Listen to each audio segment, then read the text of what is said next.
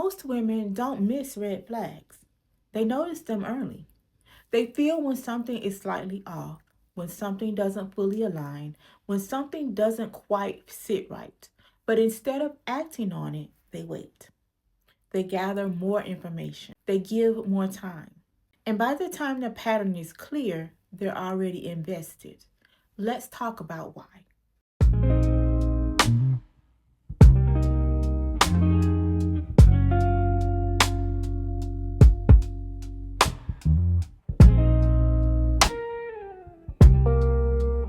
Welcome to Sunday School, where you get the relationship education most women were never given but have been expected to figure out on their own.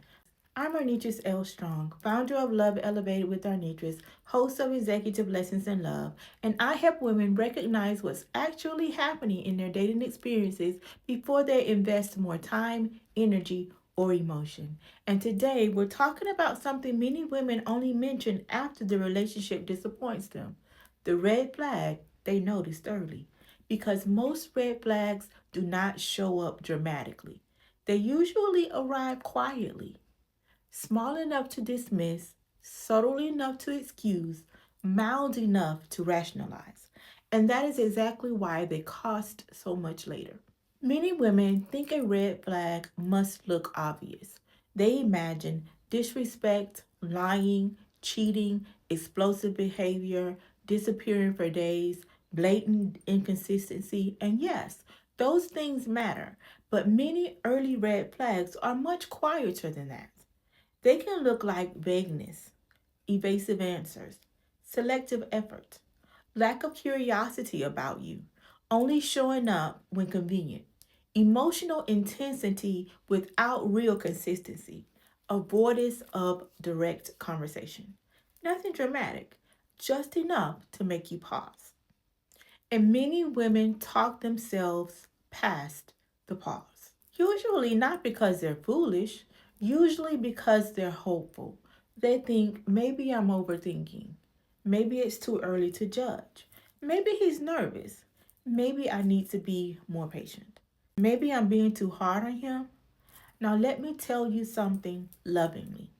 Hope without discernment becomes expensive. Early red flags are rarely dramatic. They're subtle. Inconsistency in communication, small misalignments in behavior, moments that make you pause. But because nothing major has happened, they're easy to dismiss, easy to minimize, easy to explain away. And that's exactly why they matter. Because patterns don't usually start loudly, they start quietly and build over time. Because what is small early can become painful later.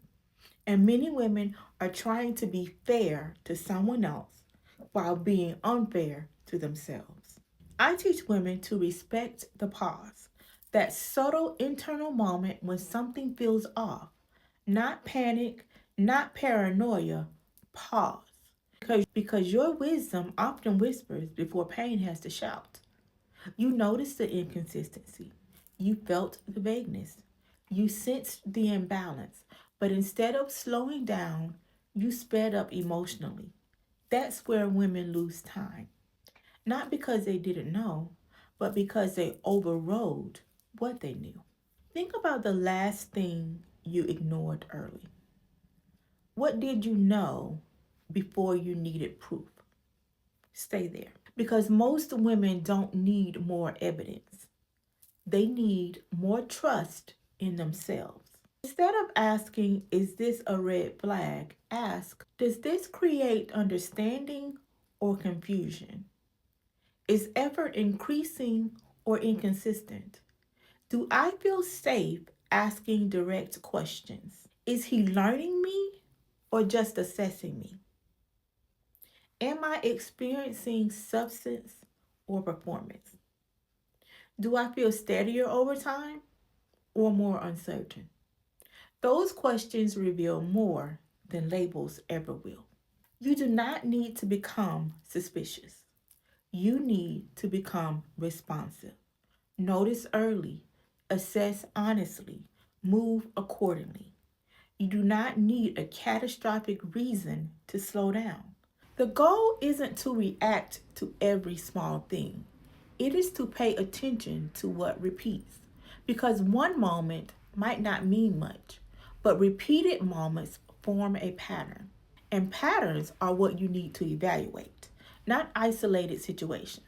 Sometimes a subtle reason is enough.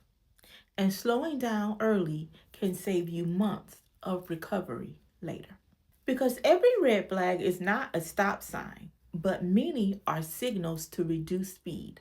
If this conversation gave language to something you've been living, your next step is the Love Elevated Relationship Audit.